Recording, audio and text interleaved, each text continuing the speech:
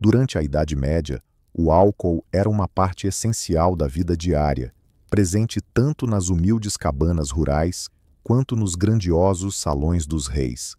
Imagine uma taverna movimentada dessa época. Ao redor de uma longa mesa de madeira, camponeses desfrutam de canecos de sua própria cerveja caseira. À mesa vizinha, um peregrino aprecia um copo de hidromel.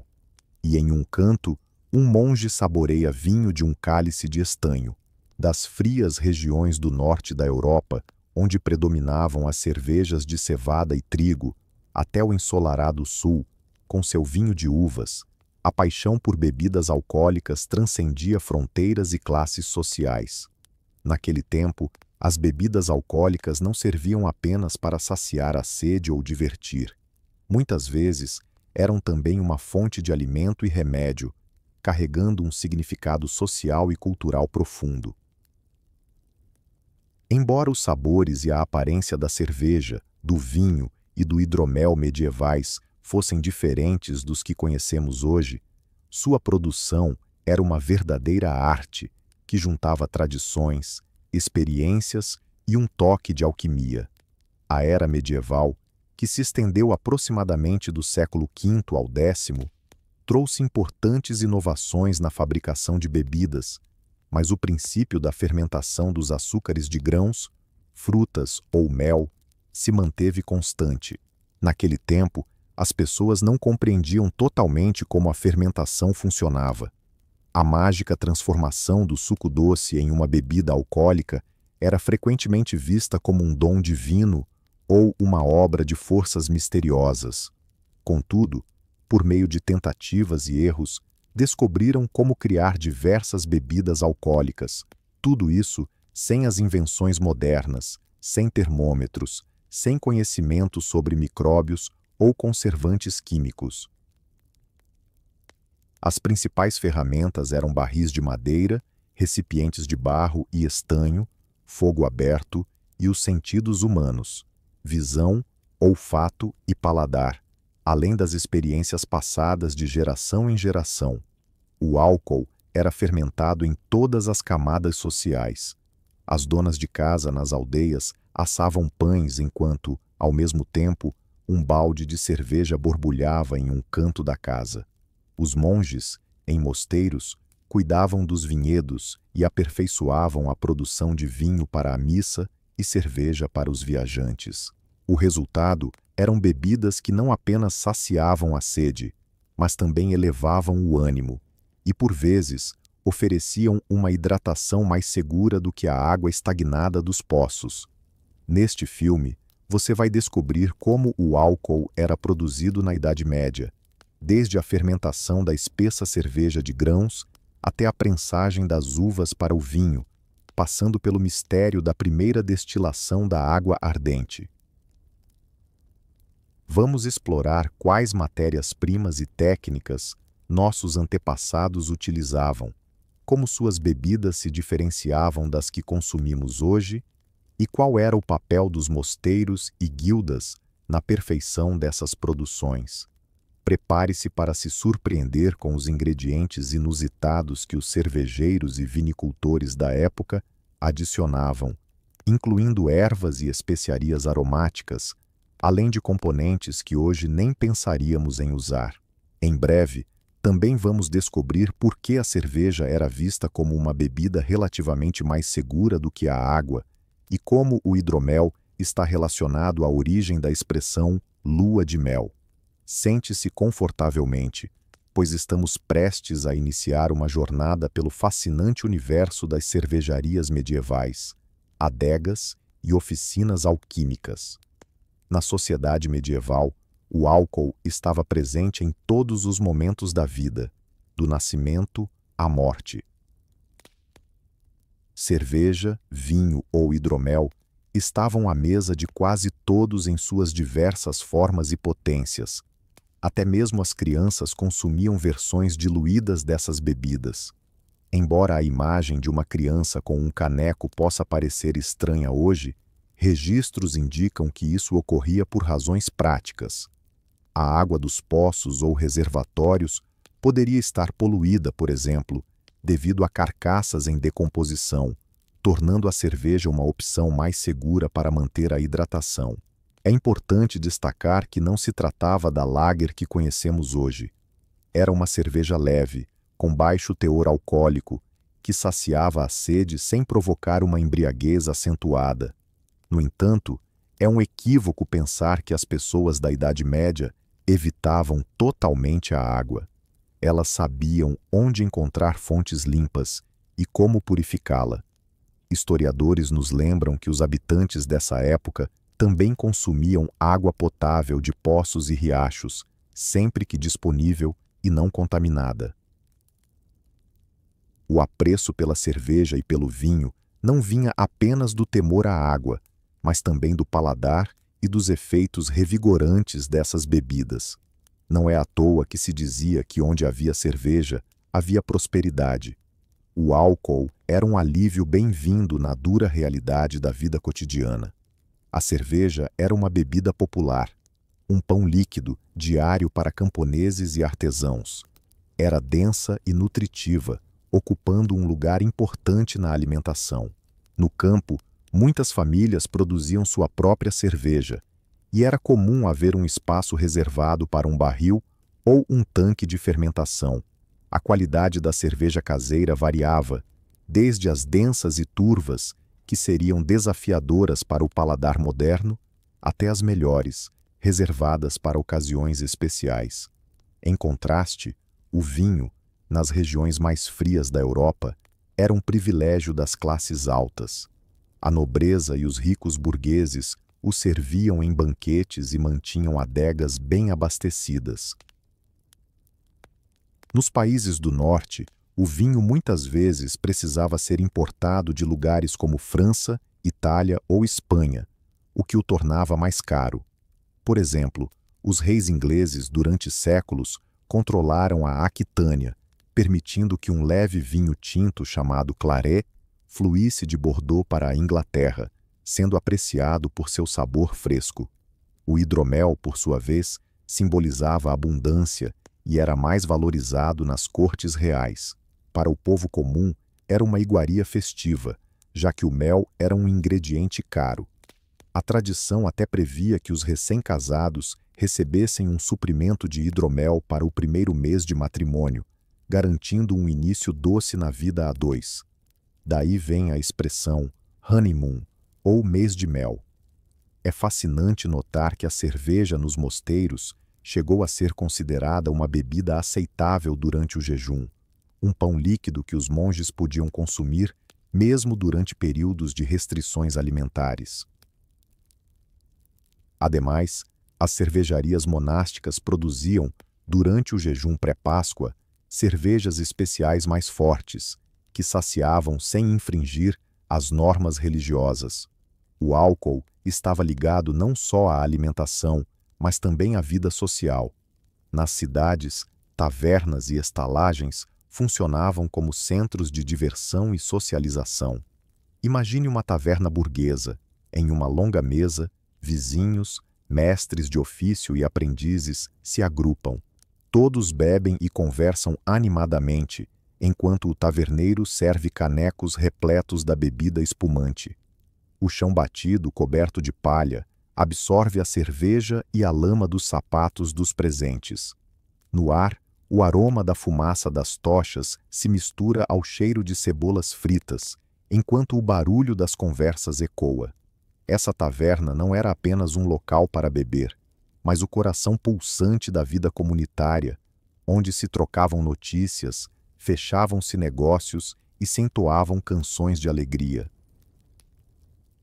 As tavernas ofereciam espaço para negociações comerciais, celebrações festivas e um simples momento de descontração após um dia de trabalho intenso. Claro, ali também surgiam problemas. Bebedeiras tumultuadas frequentemente resultavam em brigas e distúrbios, levando os conselhos municipais a emitirem, periodicamente, normas sobre horários de fechamento e restrições à venda de bebidas a bêbados habituais. Os pregadores da igreja alertavam sobre o pecado da embriaguez, mas o consumo moderado de cerveja e vinho era normalmente aceito, quando não considerado uma prática comum. Muitos clérigos, inclusive, se sentavam alegremente à mesa com um copo na mão. As crônicas da época mencionam mais de um monge ou pároco que se embriagava.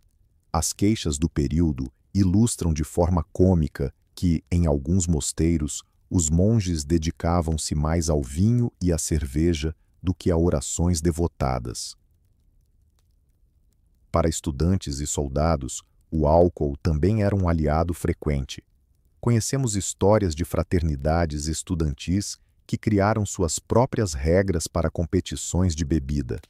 Um manual em latim, chamado Potandi, ou Direito de Beber, dava orientações sobre como esvaziar um caneco de uma só vez. Os nobres não ficavam de fora. Poucos reis da Idade Média eram abstêmios, e há registros de longas noites nas cortes que foram preservados ao longo do tempo. Após tais excessos, os governantes se alegravam ao amanhecer e iam confessar-se, buscando a paz espiritual. O consumo de álcool por pessoa na Idade Média era consideravelmente elevado em comparação aos dias atuais. As pessoas comuns consumiam litros de cerveja leve diariamente durante as refeições e enquanto trabalhavam na terra. Nos mosteiros, os monges recebiam racionamentos, sendo que, segundo a regra beneditina, cerca de meio litro de vinho por dia era considerado moderado. Um imposto curioso vem de um hospital medieval, onde supostamente cada paciente recebia até 12 litros de vinho diariamente. No entanto, não devemos nos alarmar. Essa quantidade servia também para outros propósitos além da bebida, como a limpeza do corpo e a desinfecção de feridas. Portanto, o consumo no hospital não era apenas para diversão. Mesmo assim, é evidente que o pão líquido do álcool estava presente em toda parte. Mas como eram produzidas essas bebidas? Como se fazia a cerveja medieval ou se produzia vinho sem as facilidades modernas? Em breve, embarcaremos juntos em uma jornada pela cervejaria, malteria e adegas, onde passo a passo desvendaremos os segredos da produção da bebida mais popular da Idade Média, a cerveja. Vamos nos transportar por um instante para uma antiga cervejaria. No canto de um ambiente de pedra, uma fogueira crepita sob um caldeirão de cobre, de onde emana um vapor perfumado de malte e ervas.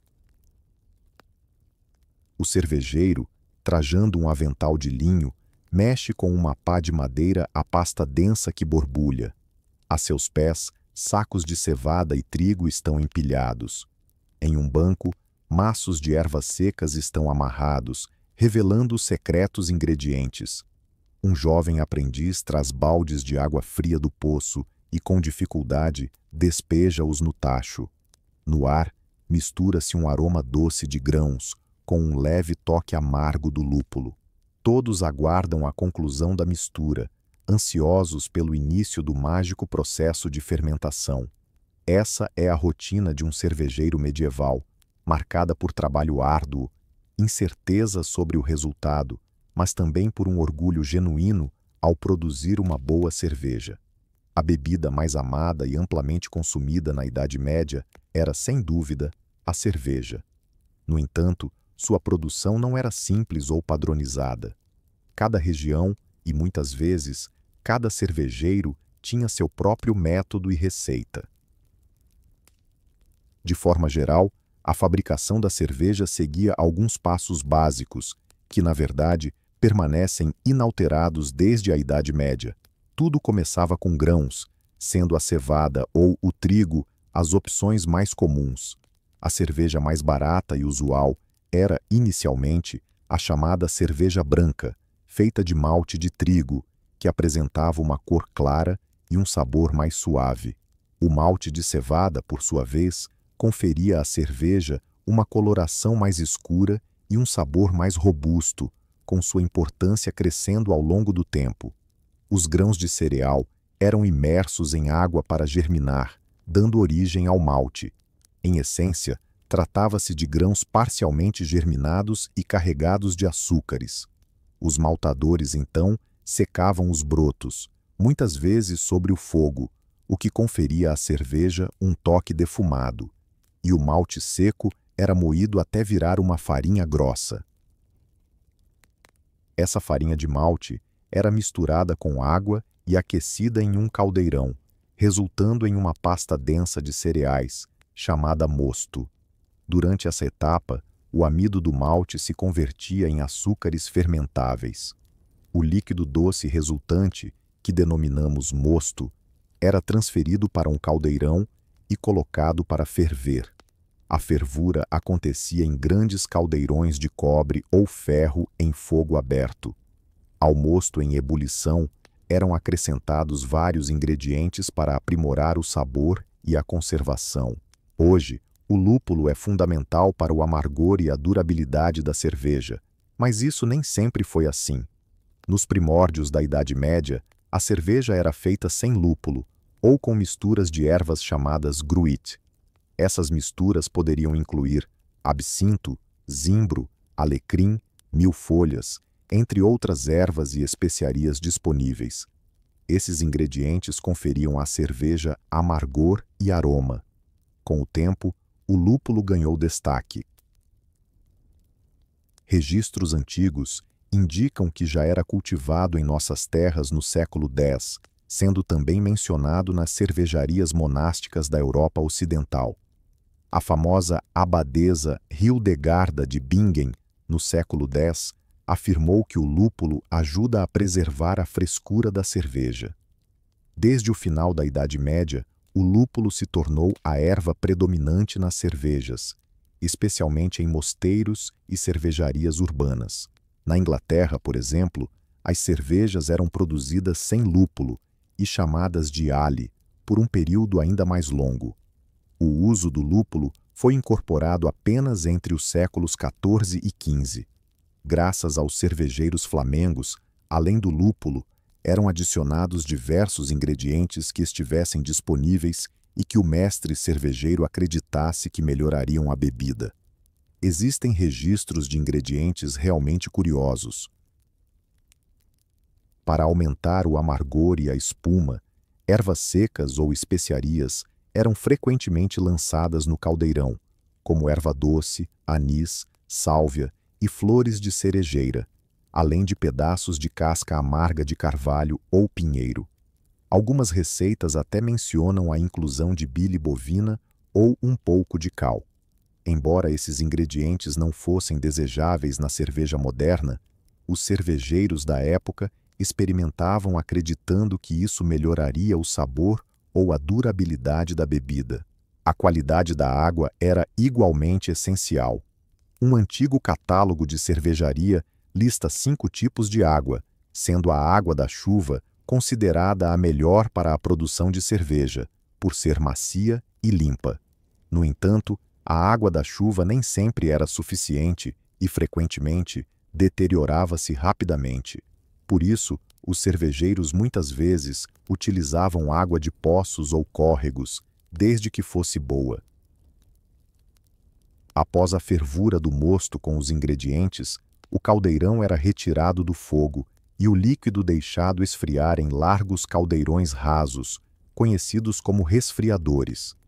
Nesse momento, ocorria uma etapa fundamental, porém enigmática: a fermentação. Embora os cervejeiros medievais não conhecessem os micro-organismos nem o conceito de leveduras, sabiam que, ao adicionar um pouco de ácido de uma leva anterior ou um pedaço de massa fermentada ao mosto resfriado, a bebida começaria a espumar e, em alguns dias, se transformaria em uma cerveja alcoólica. Na verdade, estavam assegurando a transferência de leveduras para a cerveja, sem perceber que se tratava de organismos vivos. A fermentação ocorria à temperatura ambiente e, geralmente, após alguns dias, a cerveja era transferida para barris ou jarros de barro. Diferente da lager que conhecemos hoje, a cerveja da época não era engarrafada já carbonatada com dióxido de carbono. Ela era servida fresca, com uma aparência levemente turva e quase sem bolhas. Frequentemente, a temperatura era mais elevada, tornando-se morna. e os apreciadores das cervejas mais fortes precisavam se acostumar com os resíduos de levedura e malte flutuando. A cerveja medieval era, em geral, bem mais densa e nutritiva do que a que consumimos atualmente.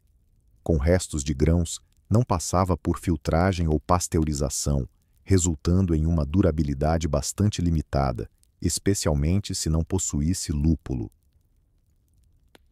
Por isso, era consumida fresca, geralmente em poucos dias após sua fabricação. O sabor variava de barril para barril, uma vez que o cervejeiro não dispunha de ferramentas para regular a temperatura ou a pureza. Ele reliedava em sua experiência e intuição. Assim, duas levas da mesma receita podiam apresentar resultados distintos. Sob a perspectiva atual, várias cervejas medievais não seriam aceitas facilmente para o consumo. Documentos da época descrevem essas bebidas como turvas, ácidas ou excessivamente amargas, podendo ser fracas ou, pelo contrário, surpreendentemente fortes. O preço da cerveja variava conforme sua qualidade. As mais claras e saborosas custavam mais, enquanto as densas e baratas eram consumidas pela população mais pobre. Além disso, a cerveja medieval estava frequentemente ligada a fraudes e abusos. Sendo um produto muito valorizado e lucrativo, alguns proprietários e cervejeiros tentavam aumentar seus ganhos à custa da qualidade. A prática de diluir a cerveja com água era comum, às vezes a ponto de comprometer totalmente sua força. Conta-se uma história de um taberneiro astuto que diluiu tanto a cerveja que ela não apresentava espuma. Para disfarçar, ele adicionava um pouco de sabão em cada caneca, criando a ilusão de uma boa espuma. Outros desonestos misturavam a cerveja cal queimado ou enxofre, o que prejudicava o sabor e a durabilidade, resultando em problemas estomacais para os clientes. Essas práticas irresponsáveis levaram, aos poucos, a tentativas de regulamentar a produção de cerveja. Já no século XI, com o crescimento das cidades, os governantes começaram a conceder o chamado direito de produção, uma autorização para fabricar cerveja apenas a cidadãos respeitáveis. Também surgiram guildas de cervejeiros para supervisionar a profissão. As cidades estabeleceram direitos de milha, que proibiam a instalação de cervejarias concorrentes num raio de 1 milha, garantindo monopólio e controle da qualidade. Assim, as primeiras cervejarias profissionais com mestres cervejeiros começaram a surgir, e registros indicam que um bom cervejeiro não apenas zelava pela qualidade da bebida, mas também mantinha a ordem e os bons costumes na cervejaria. Discussões ou comportamentos inadequados em relação às mulheres visitantes não eram tolerados. Apesar de a cerveja medieval parecer primitiva sob a ótica contemporânea, ela lançou as bases para a cervejaria moderna. Muitas técnicas, como maltação, mistura e lupulação, foram preservadas em formas alteradas até hoje, e várias tradições célebres de produção de cerveja tiveram origem na Idade Média. Por exemplo, as renomadas cervejarias monásticas belgas de hoje se baseiam em receitas dos trapistas medievais. O apreço tcheco pela cerveja também tem raízes profundas no passado, com a primeira menção escrita ao lúpulo no território datando de 1080. Contudo, segundo a tradição, a primeira cervejaria no território tcheco foi estabelecida em 993, no mosteiro de Březnice, em Praga, conforme atesta o ato de fundação do capítulo de Vyšehrad, evidenciando uma longa tradição, séculos de tentativas e falhas por parte dos cervejeiros medievais resultaram em um aprimoramento gradual da cerveja. Finalmente, no século XV, surgiu a primeira legislação sobre a pureza da cerveja. O célebre Reinheitsgebot da Baviera, de 1516, estabelecia que a cerveja poderia ser composta apenas por água, cevada, lúpulo e levedura. Mas essa é uma outra narrativa que foge à Idade Média. Agora, vamos nos afastar dos borbulhantes caldeirões de cerveja e direcionar nosso foco para outra bebida de grande importância nos séculos passados: o vinho. Em breve, iremos explorar como era a viticultura na Idade Média e as particularidades que diferenciavam o vinho daquela época do que conhecemos hoje. Na Idade Média, o vinho estava profundamente enraizado na cultura das classes nobres e da Igreja, embora também estivesse presente no cotidiano das regiões onde as videiras se desenvolviam. No sul da Europa e na área do Mediterrâneo, o vinho era a bebida predominante à mesa, tão comum quanto a cerveja no norte.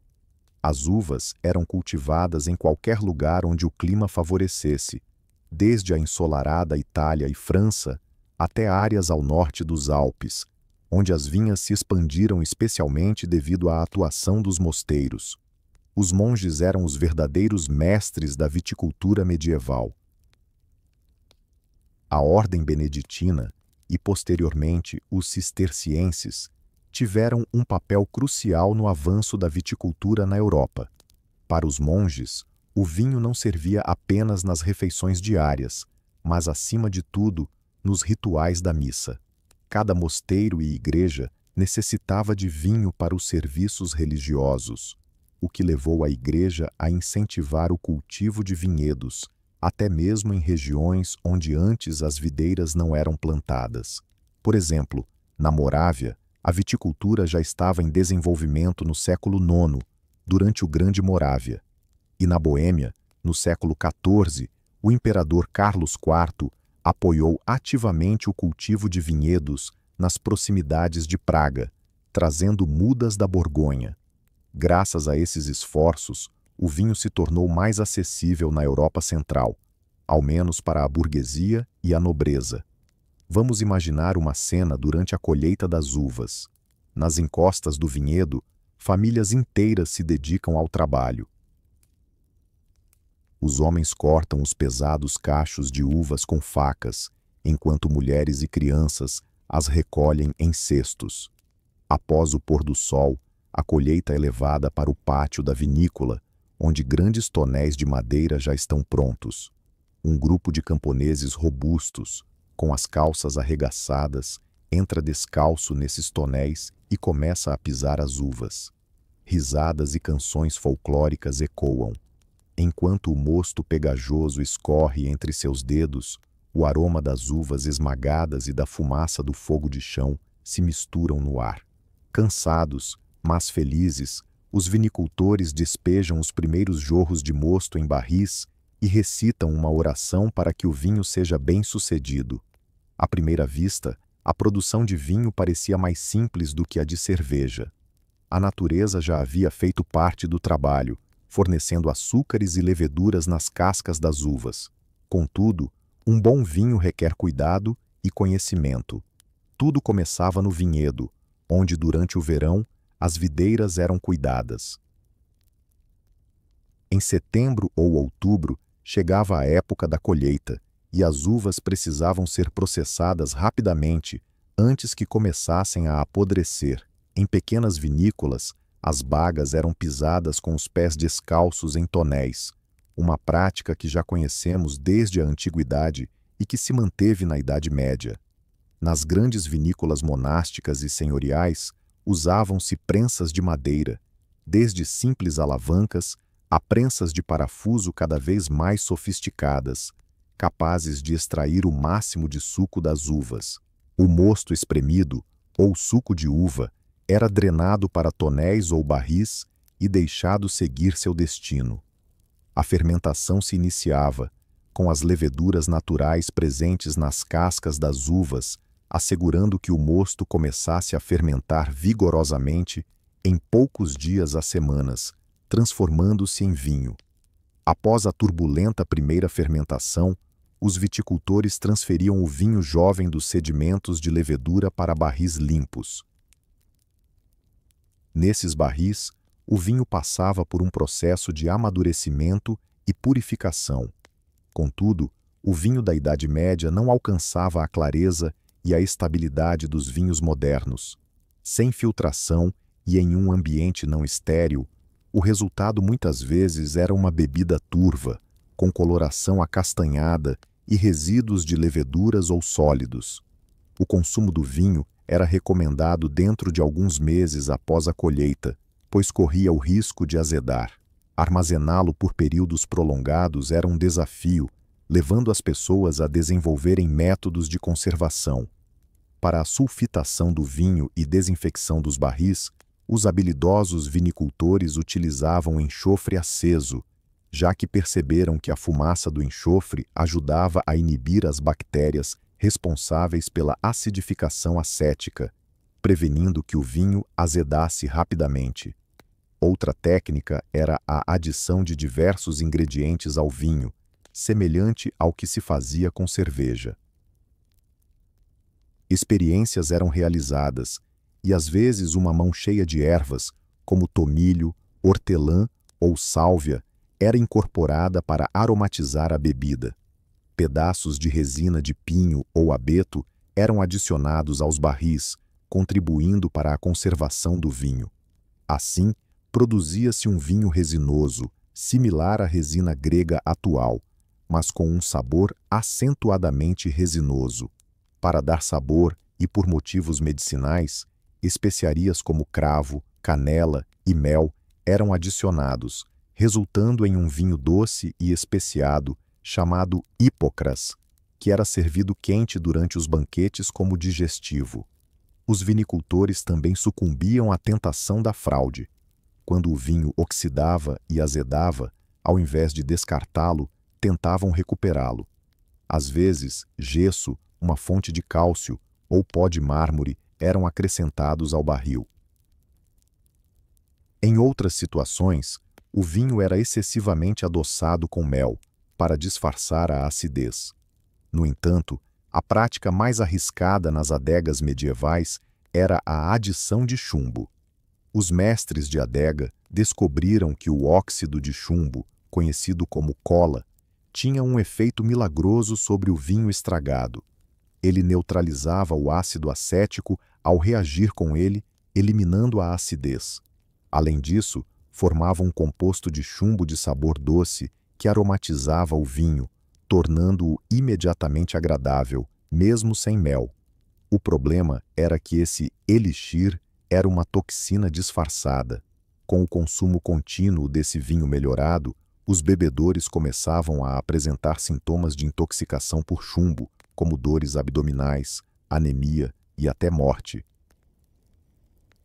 Em vista das consequências prejudiciais para a saúde da população, decretos reais foram estabelecidos proibindo o uso da cola, sob pena de severas punições, incluindo a pena de morte.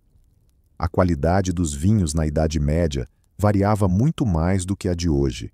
Havia vinhos excepcionais que amadureciam para um aroma desejável, como os doces feitos de uvas passas ou seleções de colheitas tardias, destinados às mesas dos nobres. Por outro lado, a maioria dos vinhos comuns era bastante áspera e com baixo teor alcoólico. As condições climáticas nem sempre permitiam que as uvas atingissem a maturação completa, resultando em vinhos mais fracos que se deterioravam rapidamente. Um agricultor comum ou um cidadão urbano empobrecido costumava beber vinho diluído em água, muitas vezes limitando-se ao que restava da primeira prensagem, conhecido como vinho de segunda ou vinho fraco, feito a partir de bagaço misturado com água. Esse vinho era turvo e mais ácido, mas acessível. Em contrapartida, os nobres e burgueses ricos se deliciavam com vinhos de qualidade superior, importando barris de regiões vinícolas renomadas ou cultivando suas próprias vinhas e adegas. É sabido por meio de relatos históricos que durante a Idade Média na Alemanha e na França era comum consumir grandes quantidades de vinho em banquetes. Por essa razão, em hospitais monásticos, os pacientes muitas vezes recebiam vinho em vez de água. Como já foi mencionado, o vinho também desempenhava um papel importante na higiene e na saúde. Ele era usado para enxaguar a boca, desinfetar feridas e como base para elixires de ervas. Em suma, o vinho medieval apresentava diversas variedades, desde claretes claros e leves até vinhos escuros e doces, mas, de maneira geral, não agradaria muito os enófilos contemporâneos. Frequentemente era turvo, por vezes excessivamente temperado e sem uma qualidade consistente. No entanto, ele estabeleceu as bases da tradição vitivinícola europeia.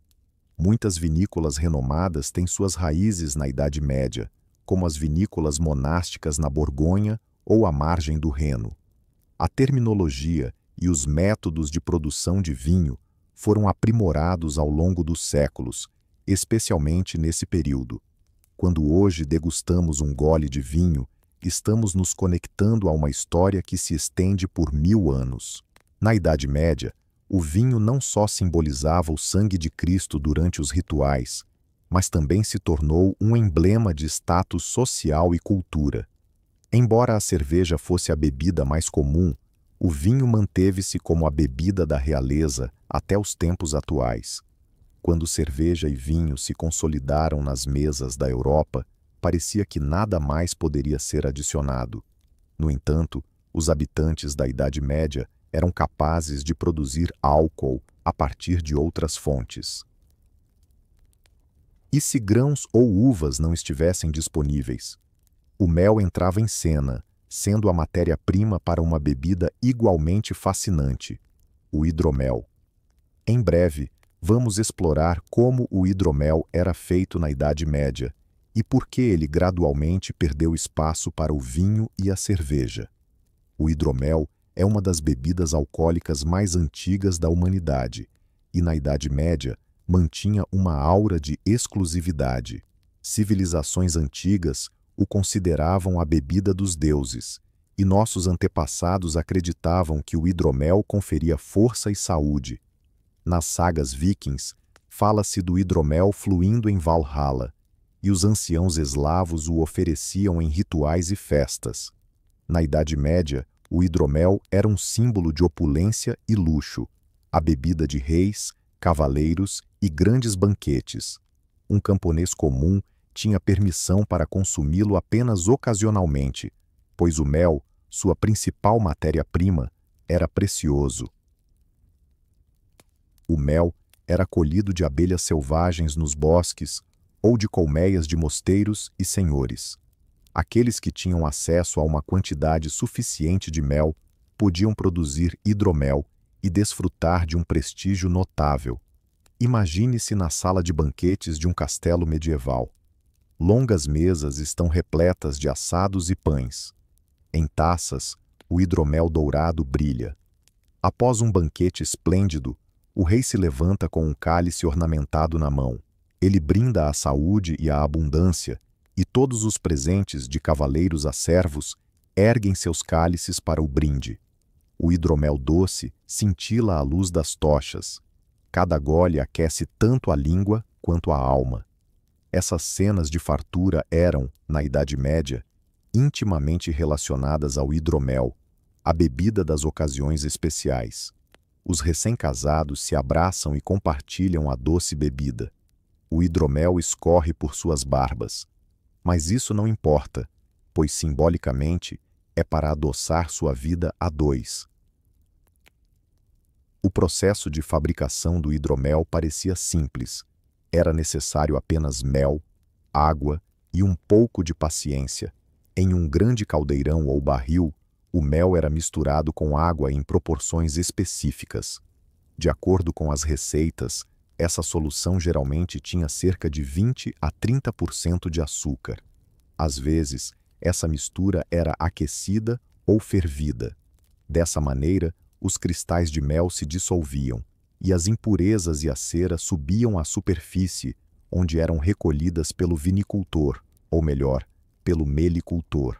Após o resfriamento da solução açucarada, iniciava-se a fermentação. O hidromel podia fermentar de forma espontânea, graças às leveduras naturais presentes no mel e no ambiente, mas frequentemente a fermentação era acelerada pela adição de um iniciador, que poderia ser um pedaço de massa azeda, uma pitada de levedura de cerveja ou mosto de fruta já fermentado. Assim que as leveduras se infiltravam na mistura doce de mel, começavam a converter gradualmente o açúcar em álcool. Esse processo era bem mais demorado em comparação com a produção de cerveja ou vinho, com o hidromel fermentando pacientemente por semanas ou até meses. Durante a fermentação, um aroma adocicado de mel e especiarias se espalhava e uma espuma se formava. À medida que o açúcar diminuía e o álcool aumentava, a fermentação se interrompia naturalmente.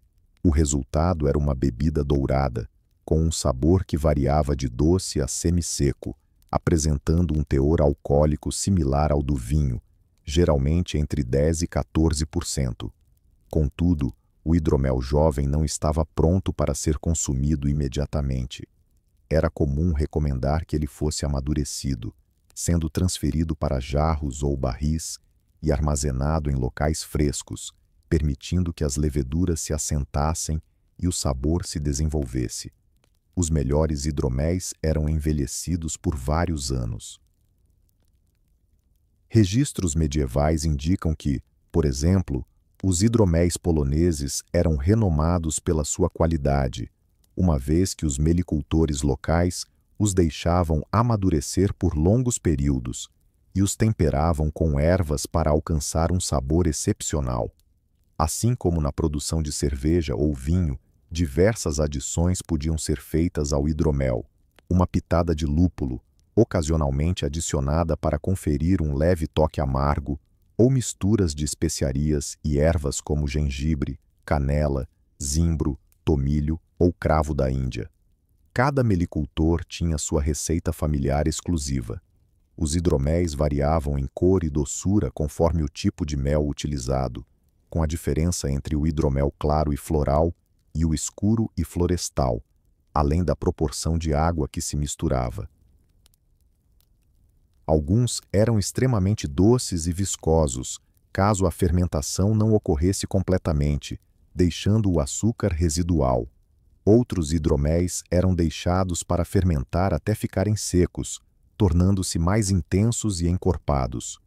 O hidromel era consumido principalmente em ocasiões especiais, como casamentos, grandes banquetes, nas cortes de governantes ou em celebrações importantes. A tradição da lua de mel origina-se do hábito de presentear o novo casal com hidromel durante o primeiro mês de casamento, para que a união fosse doce e feliz. Além disso, o hidromel tinha seu espaço na medicina popular, sendo acreditado que fortalecia o corpo, curava feridas e promovia a longevidade. Beber hidromel era visto como algo arcaico e sagrado. Embora tenha mantido sua relevância por séculos, a popularidade do hidromel começou a declinar na Idade Média. Vários fatores contribuíram para esse retrocesso: a urbanização e a escassez de mel. Com o crescimento das cidades e a perda de florestas, os habitats naturais das abelhas diminuíram, resultando em uma menor disponibilidade de mel para a produção de hidromel. O açúcar, um novo concorrente, chegou à Europa na forma de açúcar de cana do Oriente e, gradualmente, começou a substituir o mel como adoçante, reduzindo a importância do hidromel.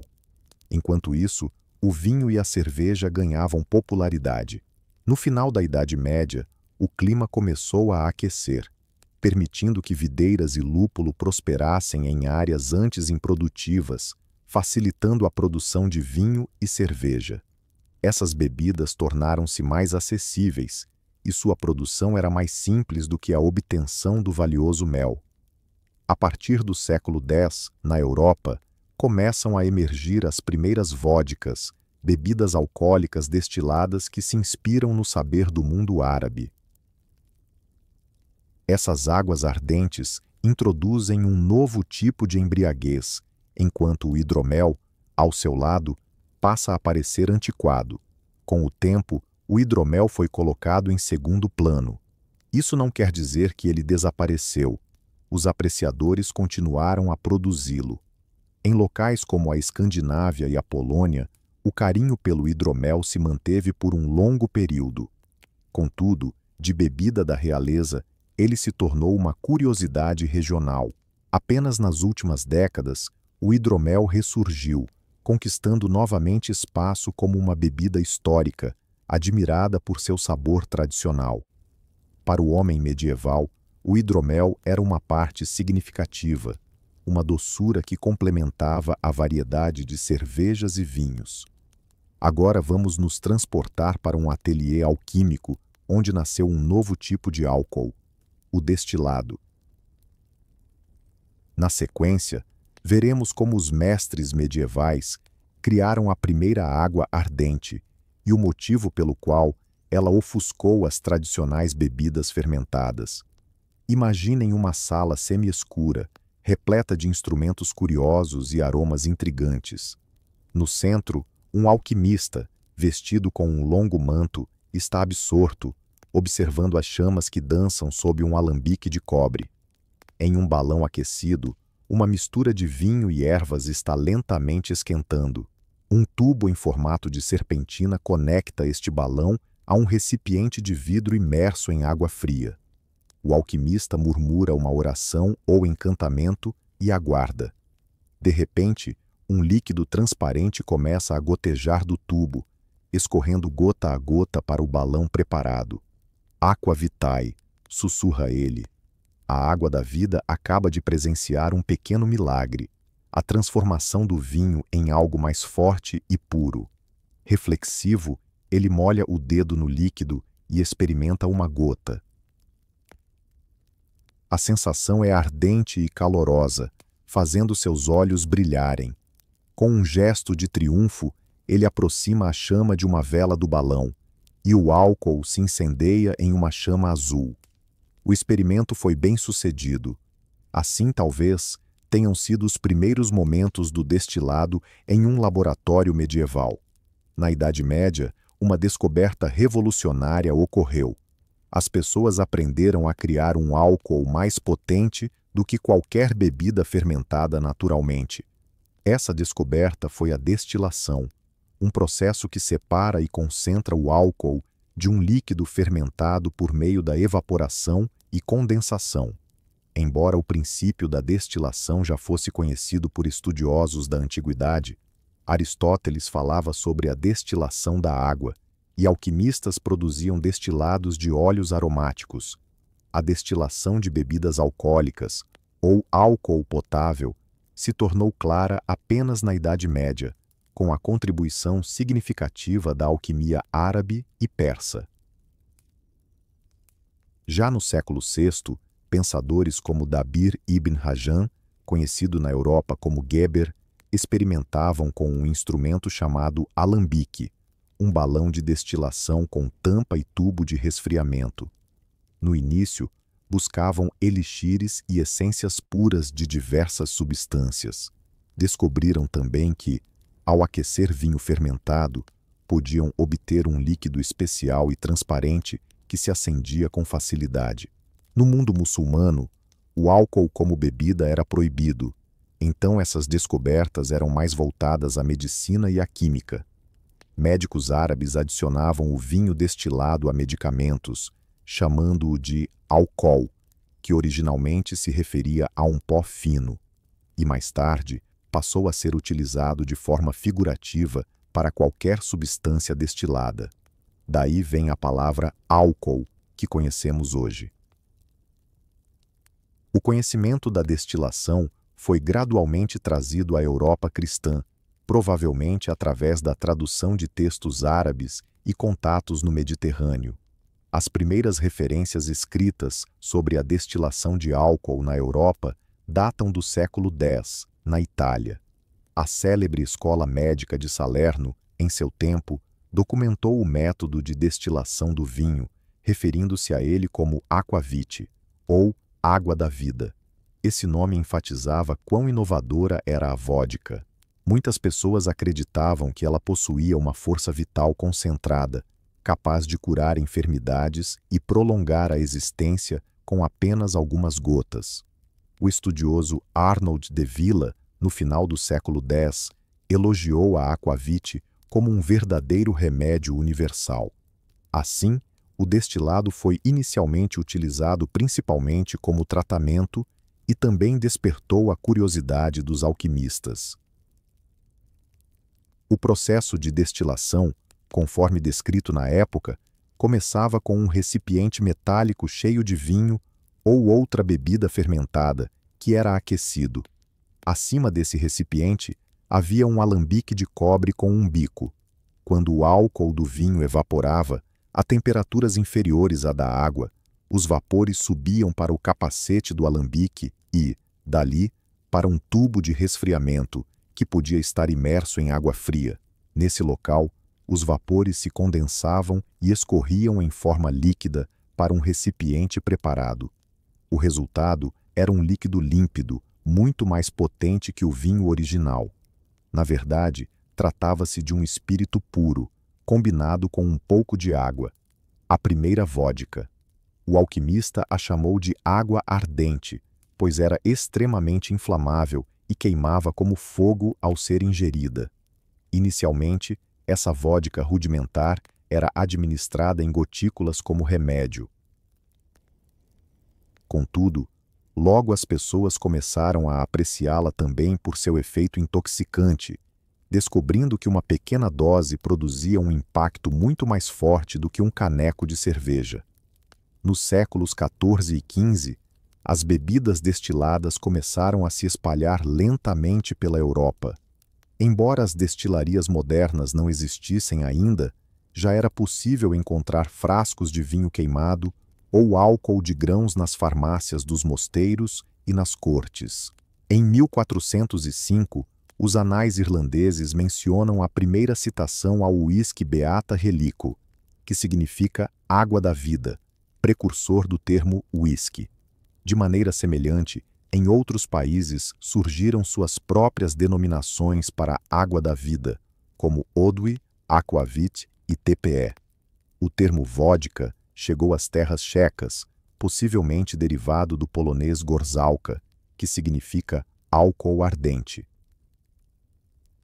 Inicialmente, as vodkas eram vistas mais como remédios e curiosidades, mas ao final da Idade Média, algumas pessoas já começavam a apreciá-las. Assim, a destilação de álcool completou um ciclo de inovações medievais no universo das bebidas. Enquanto no início da Idade Média, as pessoas conheciam apenas bebidas fermentadas com um teor alcoólico de até 10%, ao final desse período já dispunham de opções com teor alcoólico muito mais elevado.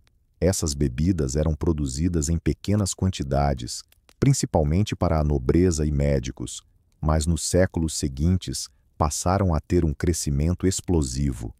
A arte alquímica se transformou na base de uma nova indústria, a destilaria. Não é surpreendente que o primeiro livro impresso sobre destilação tenha sido publicado em 1500, escrito pelo médico Hieronymus Brunswick, intitulado Liber de Arte Distillandi, ou A Nobre Arte da Destilação. O autor descreveu os álcoois destilados principalmente como elixires medicinais para diversas doenças. No entanto, cerca de 100 anos depois, surgiram registros do consumo de vodka também como forma de entretenimento. Por exemplo, um viajante inglês em 1618 narrava com humor como, em suas jornadas, se deliciava com a água da vida para aquecer e revigorar a mente. Os destilados fortes rapidamente conquistaram seu público. Os experimentos alquímicos abriram caminho para uma infinidade de novos álcoois na era moderna, incluindo vodkas de frutas, licores de ervas, brandies e até whisky. Essas bebidas não teriam surgido sem os modestos começos à luz de velas em um ateliê sombrio de um mago da Idade Média. Agora chegamos ao final da nossa jornada de aprendizado sobre a fabricação de álcool nesse período. Para encerrar, vamos fazer uma breve reflexão sobre o legado deixado pelos mestres cervejeiros, vinicultores e destiladores medievais, além de como sua sabedoria ainda ressoa em nossos dias. Sob a ótica contemporânea, a produção de álcool na Idade Média pode parecer rudimentar, mas sua influência permanece viva. Fazemos referências àquele tempo. Por exemplo, um cervejeiro atual, embora utilize tanques de aço inoxidável em vez de barris de madeira e possua conhecimentos científicos sobre fermentação, ainda segue princípios que seriam familiares para seus antecessores medievais. O objetivo continua sendo transformar grãos, água e lúpulo em uma bebida dourada com a ajuda de leveduras. De maneira similar, os vinicultores modernos cultivam variedades de uvas que foram aperfeiçoadas por gerações de antigos vinicultores. E os vinhos amadurecem em barricas, da mesma forma que há séculos nas adegas dos mosteiros. O hidromel também vive um pequeno renascimento. Cervejarias artesanais e apicultores estão confeccionando-o de acordo com receitas históricas, enquanto as pessoas redescobrem o encanto de seu sabor adocicado. Até mesmo alguns licores e destilados de ervas são preparados com receitas de séculos passados. Por exemplo, o licor monástico Chartres remonta ao século X, ainda sendo um eco da era dos alquimistas. É evidente que muitas coisas melhoraram. A higiene e o entendimento da microbiologia, com a verdadeira base da fermentação descoberta apenas por Louis Pasteur no século XIX, eliminaram práticas como a adição de substâncias nocivas às bebidas. As cervejas de hoje não são mais diluídas com cal, nem se adiciona sabão aos canecos para criar espuma. Uma espuma abundante agora é garantida por técnicas adequadas de serviço e ingredientes de qualidade. Não precisamos mais mascarar os vinhos com chumbo. Graças à sulfitagem e filtragem, eles permanecem saborosos e de qualidade muito além do que um adegueiro medieval poderia imaginar. Contamos com termostatos, ambientes estéreis e culturas de levedura puras, invenções que os mestres medievais jamais teriam sonhado. No entanto, não podemos esquecer que eles foram os responsáveis por estabelecer as bases. Cada cervejaria atual se apoia nos ombros de séculos de tentativas e erros dos antigos cervejeiros. Cada vinicultor deve suas habilidades às escolas monásticas e ao seu zelo pelo conhecimento das uvas e pela gestão da adega. E os destiladores também se inspiram na arte dos alquimistas, que um dia criaram os alambiques. Vale ressaltar que, atualmente, alguns entusiastas e cientistas tentam reproduzir bebidas exatamente segundo receitas medievais, como parte da arqueologia experimental. Assim, surgiram, por exemplo, lotes de cerveja experimentais com ervas em vez de lúpulo, ou séries de vinhos conservados com resina e envelhecidos segundo diretrizes antigas. O resultado geralmente não agrada aos consumidores modernos, que estão acostumados a outros sabores e padrões. Contudo, essas experiências nos permitem literalmente saborear a história e imaginar melhor quais bebidas nossos antepassados consumiam, ao mesmo tempo que aprofundam nosso respeito pelas habilidades dos antigos mestres e pela evolução da cultura das bebidas. A história do álcool na Idade Média também nos ensina sobre o desenvolvimento cultural. Até hoje, na Europa, traça-se uma linha de pensamento entre as regiões cervejeiras e vinícolas, que de certa forma replica a divisão medieval baseada no clima e na agricultura. O álcool continua a ser uma bebida social, assim como era naquela época. Erguemos um brinde à celebração e ao fortalecimento das amizades, mesmo que nossas maneiras de nos reunir tenham mudado. O vinho, por exemplo, continua a carregar um significado religioso em rituais cristãos. O que realmente se transformou é a nossa percepção sobre o consumo excessivo de bebidas alcoólicas. Enquanto na Idade Média a embriaguez era em grande parte tolerada, desde que não causasse distúrbios, hoje somos conscientes dos riscos à saúde e incentivamos um consumo mais responsável. Isso é um sinal de evolução. Além disso, as terras tchecas se destacam atualmente como uma potência na produção de cerveja, uma tradição que remonta à Idade Média e se mantém até os dias de hoje. De maneira semelhante, as regiões vinícolas do sul da Europa conquistaram sua fama graças ao empenho de gerações de viticultores, que iniciaram seu trabalho há séculos nas vinhas dos mosteiros. Embora os costumes culturais em torno do álcool tenham mudado, eles nunca se extinguiram. Em suma, saborear a cerveja, o vinho ou o hidromel atuais é como tocar a história com as próprias mãos. Cada gole nos recorda a longa trajetória da habilidade humana, desde os antigos tonéis de madeira até as cervejarias de alta tecnologia de hoje. Se o nosso olhar sobre os copos medievais chamou sua atenção, talvez na próxima vez que erguerem um brinde, considerem a rica jornada do nosso drink favorito ao longo dos séculos. Agradeço a todos por assistirem até aqui. Se vocês gostaram dessa viagem ao passado, ficarei contente se deixarem um like neste vídeo e o compartilharem com os amigos. Saúde e até a próxima. M.